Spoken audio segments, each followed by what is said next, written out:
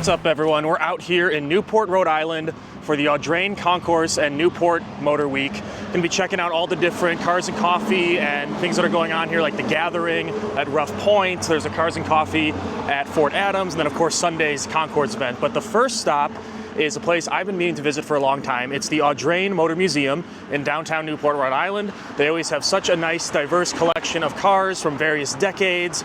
I've been a big follower of Donald Osborne for a long time, and of course he has always had a heavy involvement in the museum and the entire Motor Week activities that are happening here this week. So I don't know anything really about the museum. I don't know what exhibits they have on this time of year. So I'm going in with no spoilers and looking forward to seeing what they have in there. So let's make our first stop at the Audrain Motor Museum. Enjoy.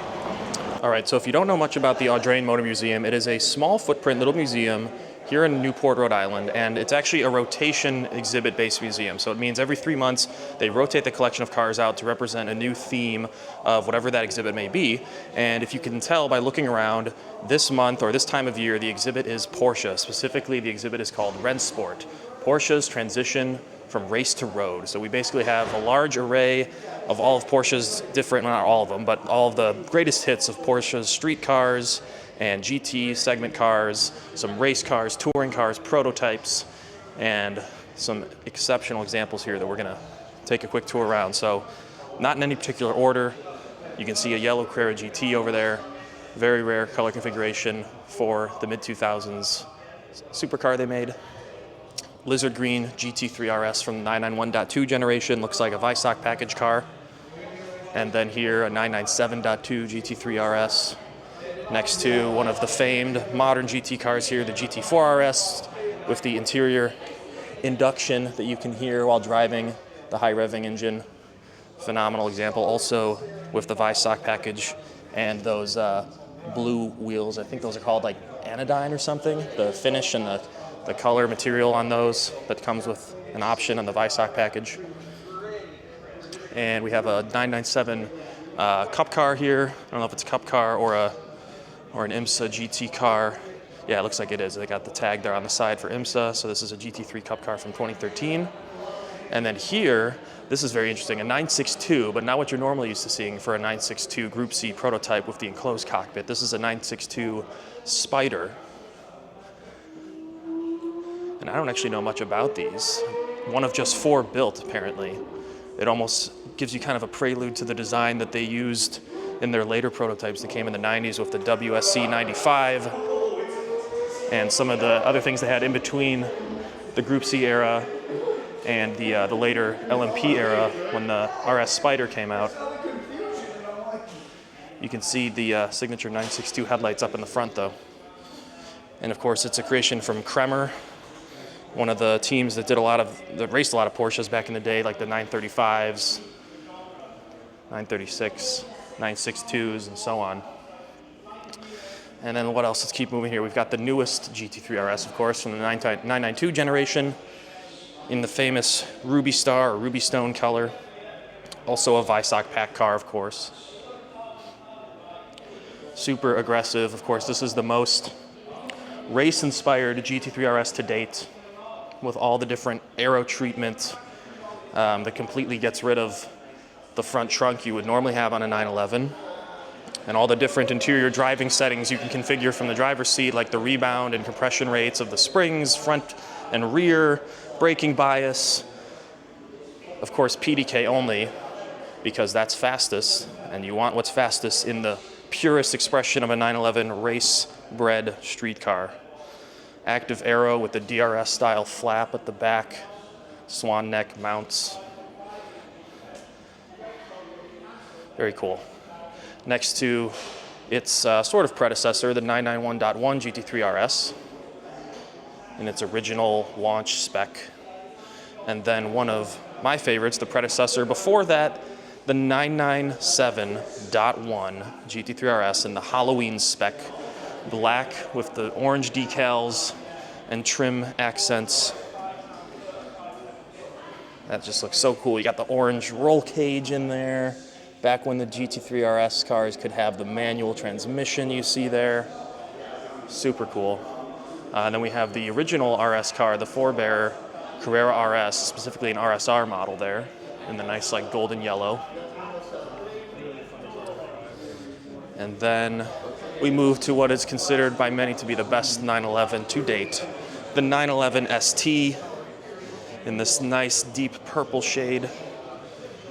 Basically a GT3 RS given a manual, but with street-friendly credentials applied to it, so that it's not too track intense for some people that might not want that from the RS products. You get the best, most capable 911 in a B-road friendly package here with the ST, signified with the special badge at the rear. Pair of badges actually, heritage badge plus the ST badge. Anyway, keep moving on here. We've got, I guess, a raced, I don't know what series exactly, but a 944 that was raced at some point. Of course, full delete interior for the race car spec and racing seats, well, at least the driver's racing seats, and steering wheel and roll cage. And then behind me, another cup car from the 997 era. And then just in front of that, we have the GT2 RS 991.2 Gen Visoc package. The most intense, most powerful 911 built at that time to signify the end of the 991 generation. And keep going here, we see we have a 964 Carrera RS America. At least I believe, yeah, that is the RS America. With the famous ducktail spoiler. Next to one of the other all-time great 911s from the modern era, the 991 911R. Also kind of a bookend of the 991 generation, giving you basically what the ST provides today for the 992. You get the ultimate road-going, driver engagement-based 911 that isn't an RS car. And of course, manual transmission is a big part of that formula. In almost a matching shade of yellow. I don't know if these are the same. I always get the yellows with Porsche a bit confused between speed yellow and signal yellow and racing yellow, but really nice spec nonetheless, with the black stripes down the edges of the hood. And then behind me here, the actual Carrera RS from the 70s. Not the RSR model, but the OG lightened 911 that sort of kick-started everything we know today about the Porsche GT and RS program cars. And last but not least, the Porsche 918 Spyder, part of the original holy trinity of supercars, famous for its hybridized, mid-mounted, naturally aspirated V8, finished here in a nice shade of yellow with the Visoc package, and showing what Porsche's e-hybrid tech was really capable of at this time, from what we've seen them do in the Cayenne and Panamera turbo e-hybrid models applied to their supercar line, yet to be followed up. This is their most recent supercar product with those famous top-mounted exhausts, looking nice and mean, and always loved when they have the acid green brake calipers spec'd on these cars with that exact wheel as well. The Visoc pack giving it these extra carbon fiber aero treatments that you see here at the rear with the diffuser and those canards. And just such a monumental vehicle for Porsche.